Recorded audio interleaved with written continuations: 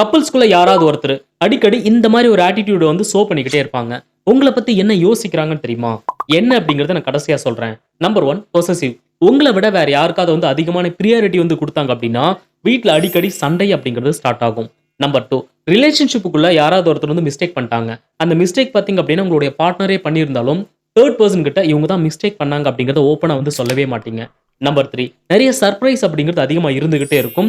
அது ஒரு சின்னதா கிஃப்ட்டா இருக்கலாம். இல்ல எதார்த்தமா வந்து கட்டி பிடிக்கலாம், கிஸ் பண்ணலாம். இந்த மாதிரி சின்ன சின்ன சர்ப்ரைஸ் அப்படிங்கிறது லைஃப்ல அதிகமா இன்க்ளூட் பண்ணிக்கிட்டே இருப்பீங்க.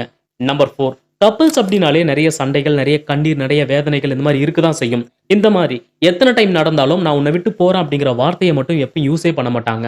இப்படியெல்லாம் ஒரு பெர்சன் உங்ககிட்ட இருந்தாங்க அப்படின்னா, உங்கள ரொம்பவே லவ் பண்றாங்க அப்படிங்கிறத தெரிஞ்சுக்கோங்க. உலகமே நீங்க தான் அப்படின்னு சொல்லி நினைச்சு வாழ்ந்துட்டு இருக்காங்க. இப்படி ஒரு பெர்சன எதுக்காகவும் எப்பயும் மிஸ்ஸே பண்ணாதீங்க. மிஸ் பண்ணிட்டீங்க அப்படின்னா கிடைக்கிறது ரொம்ப கஷ்டம். உங்ககிட்ட இப்படி ஒரு பெர்சன் இருந்தாங்க அப்படின்னா, கமெண்ட் பாக்ஸ்ல ஒரு ஹார்ட் சிம்பல போட்டுட்டு போங்க.